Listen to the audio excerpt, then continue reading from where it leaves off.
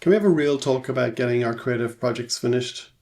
I'm not talking about DIY around the house or projects for work, or if you're still in school, projects for school. I'm talking about that artistic thing inside you that needs to come out. Your music, your photography, your writing, whatever that might be. Getting those things done, it's really important to us for our own selves, for our own well-being, for our mental health. I'm focusing for 30 days on helping to get some stuff done, like actually finish some projects. And I want to take you on that journey with me. I'll link a video up here where you can find out the first kind of couple of steps, but also it's really around kind of finding out what type of creative finisher you are. And I've got a quiz and an assessment for that. There'll be a link in the description.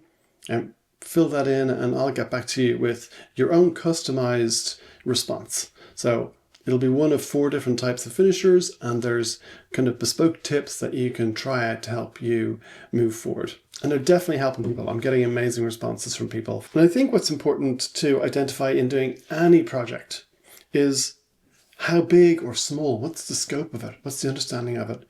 We don't just want to start. Hands up, I am a compulsive starter. I have started hundreds, if not thousands, of musical tracks. I still have thousands of photos sitting on hard drives waiting for me to edit and turn into something wonderful. And I've recognized that in myself. I've recognized that I need to build systems and put things in place, or else I just get stuck in the middle. And if you're that type of person, hear me out on some of these things, because getting it done, getting it finished and getting it out into the world, whether that's just printing it, like this photo behind me, and having it up on the wall, or you're actually putting it in a gallery, or you're releasing your music, or you're going to send your book to print. Whatever that looks like, let's talk about it and let's figure out how we can do that. The idea of a 30-day challenge is just that you would start, have a middle and have a finish. And you really need to think about what can you get done. So I'm specifically trying to, at least this week, write one track and get it as close to finished as possible. The most important thing is to figure out what can you actually get done, not taking on this huge mountainous piece of work. Honestly, you're not going to write an album or a novel in September. So let's not even try that. Let's break it down into some manageable goals and think about how busy is your life? How much time can you actually apply to it? What could you realistically get done in a week? And then what would 4 of those look like?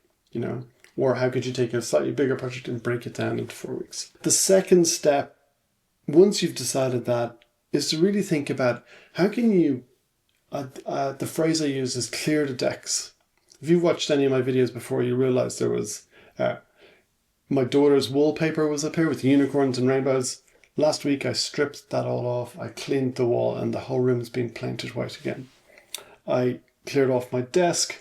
I've put some things away. This table that I've got here, it's got space to get out some of my music gear, but it's also got storage underneath to keep it out of the way as well. So it's not sitting in front of me. And I think it's really helpful to have a reset of our space. And whether that's clearing a little bit away from your desk, clearing out a drawer, finding things that you could put away, give away, sell. It just helps to free up and kind of, my wife often talks about how many tabs she has open in her mind. So if you're using a browser and you've got all the Chrome tabs open, and it's slowing down your computer essentially because it's trying to keep all of that information in active memory. And it's the same thing when you sit down and you try to work and there's too many things out in front of you. Find 1 or 2 things that you could put away, sell, give away, so you can move on, because actually having that space will help you to figure out how to move forward. It definitely helps me to think clearer, and even that idea of working in a more limited fashion.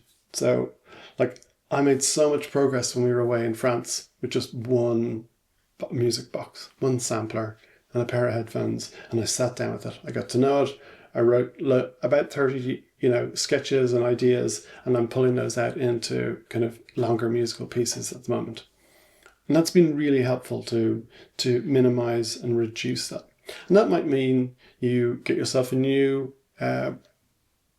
sketchbook, or maybe you get yourself a new journal, or you set yourself up in a new corner or nook of your room or house so that you can have a new focus. And it's a great place to then remove distractions. So leave your phone in another room, or try deleting an app or two that you're not using. Try to turn off some of the notifications so you're not constantly getting them right away. Maybe you can get them later on, or find ways to think about that. In line with this, there's also a free Space for Creativity starter kit below.